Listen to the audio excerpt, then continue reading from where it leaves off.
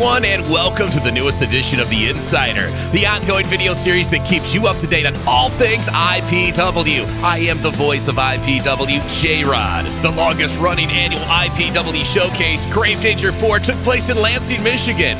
Right before the opening kickoff, IPW champion, now known as the infamous Jamal King, stormed the ring to fire a shot at Michiana champion TDG, who King was set to face in our main event in a match of former best friends turned bitter rivals. TDG called King's bluff and ran to the ring ready to throw down. King escaped and decided to wait until the main event to settle the score. Fan favorite Chad Alpha would welcome a new IPW talent all the way from Okinawa, Japan, Platinum Dragon.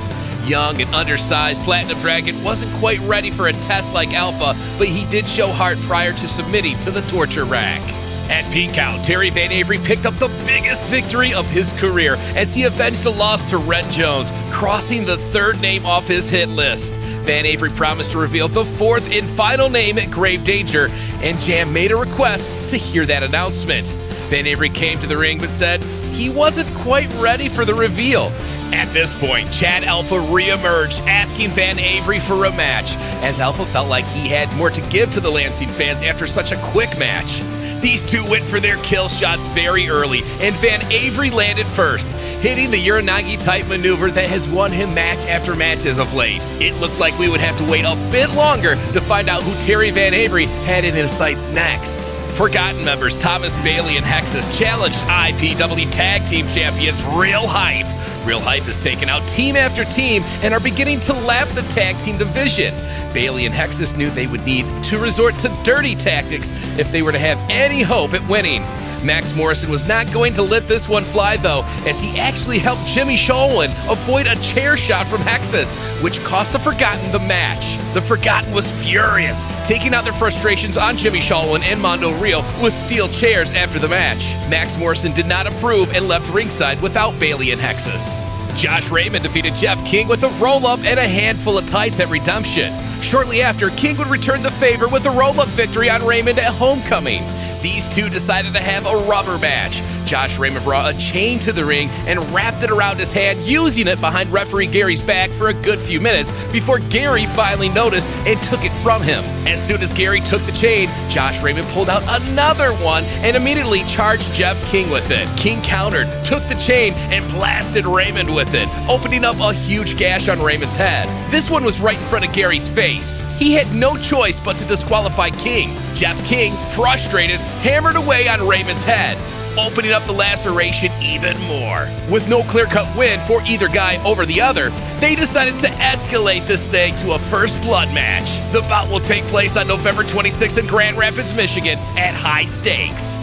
Mexican luchador El Noctambulo took on Max Morrison, who was followed to the ring by Thomas Bailey and Hexus. Despite Morrison being the reason the Forgotten lost to Real Hype earlier, Thomas Bailey and Hexus know the only way to get Jeremiah Nazareth's approval is to put their personal feelings aside and make sure the Forgotten gets victories. Bailey attempted to assist Max Morrison, but Morrison slapped the taste out of Bailey's mouth for his efforts and beat El Noctambulo fair and square all on his own, perhaps showing he doesn't need the Forgotten to win matches. A fed up and pissed off Bailey and Hexus were about to give Max Morrison a beating until Real Hype came down to the ring to return the favor to Hexus and Bailey from earlier in the night. Morrison did not help his Forgotten brethren and had a confusing moment with Jimmy Sholin, where it looked like he wanted a fist bump from Hype. After the match, Real Hype approached Max Morrison backstage, as Mondo Rio convinced Jimmy Sholin to forgive Max Morrison for turning his back on Sholin at War on the Shore last year to join the Forgotten. Sholin agreed to forgive, but not to forget.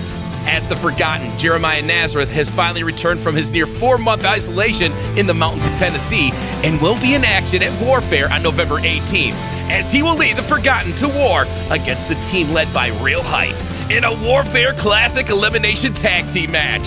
We've all been anxious to hear what Nazareth has to say.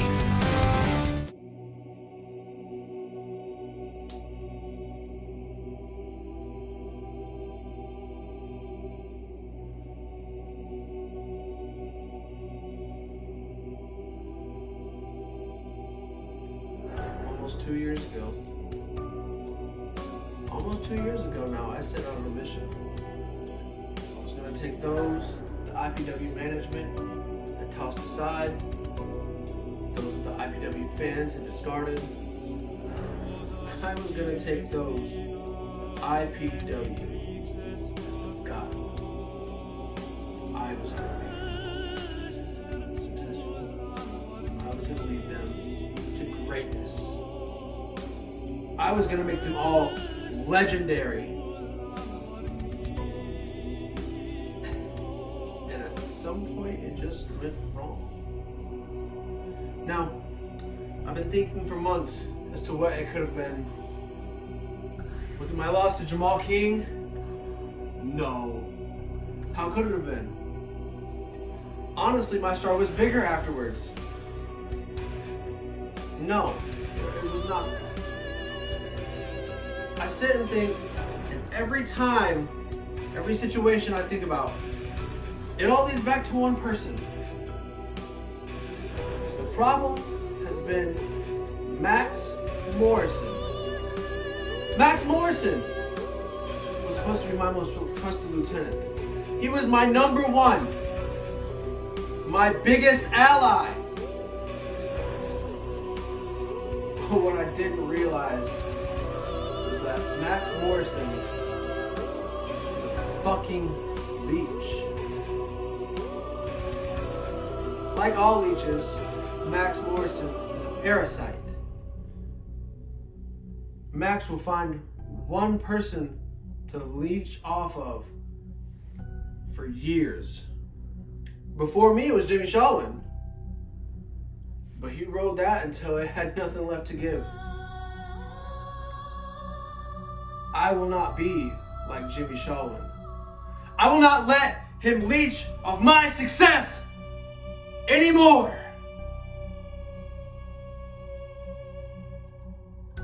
He had one job to lead the Forgotten while I was away. And everything went to shit! The Grey Wolves imploded, Casey left, we had nobody, Max! And then I found Thomas Bailey. Thomas Bailey, who is a 1 in fucking million creator wrestler asshole. Who gives a shit about Thomas Bailey? Thomas Bailey is a nobody without Jeremiah Nazareth. Neither of them are. Without Jeremiah Nazareth, Max Morrison and Thomas Bailey are nobodies. They're worthless. They're weak.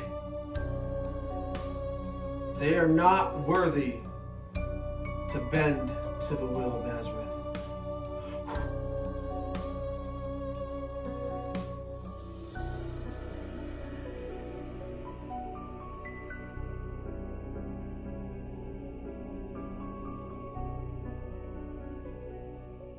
Jeremiah Goldmain has been terrorizing referee Gary for the past several months, most recently asking his newest client, Big Jorge, to attack Gary at Pink Out. Big Jorge allowed an IPW executive to join him for lunch to explain why Jorge joined the Golden Initiative Project. People asking me why Goldmain. I mean, look around. I got the whole damn restaurant to myself. That way I don't have to sit with you uncultured, disgusting ass pigs. See, me and Goldmain, we're taking over. First, start here. Second, I'm going to take the Michiana Championship. Then we're just gonna take all of IPW.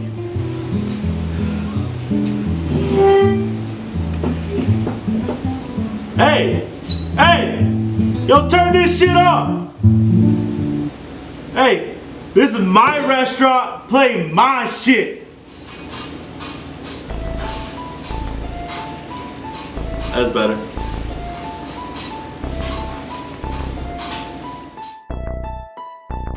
Big Jorge was set for a match against IPW newcomer Castro Young.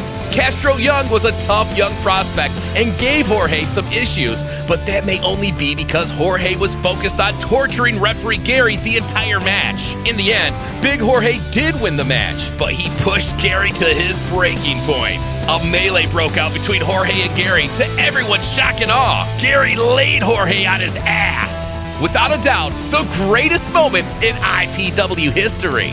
Big Jorge and Jeremiah Goldmain were caught backstage having one hell of an argument. Goldmain was quick with big news to calm Jorge down. Jeremiah Goldmain has scored an opportunity for Big Jorge. At IPW High Stakes on November 26 in Grand Rapids, Michigan, Big Jorge will have the opportunity to challenge for the IPW Michiana Championship against TDG in the High Stakes ladder match.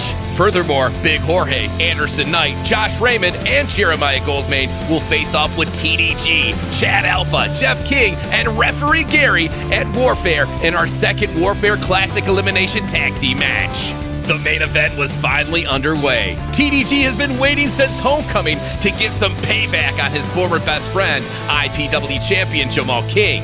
When they were still friends, these two put on one of the best matches of the summer. Now that they hate each other, we knew this one would get ugly, violent from start to finish. TDG found a huge opening and was one sparkle splash away from pulling off a huge upset. Just when it looked like we would get our fairy tale ending, Jeremiah Goldmain's music hit the speakers and he walked down to the ring, distracting the referee as Big Jorge came up from behind TDG and knocked him off the top rope. This gave Jamal King the opening he needed to crown TDG and retain the IPW championship. King stood in the ring, relishing in his victory, until he was interrupted by Terry Van Avery. It was clear that Jamal King was the fourth and final name on Van Avery's hit list. IPW matchmakers moved fast, and this bout was made for November 18th at Warfare. Will Terry Van Avery get the birthday present of a lifetime, or will the seemingly never-ending reign of the infamous champion Jamal King continue? Get your tickets now to see the biggest rematch of the year. That concludes this edition of The Insider. Join us on November 18th at Ruggers Up and Under in Kalamazoo, Michigan,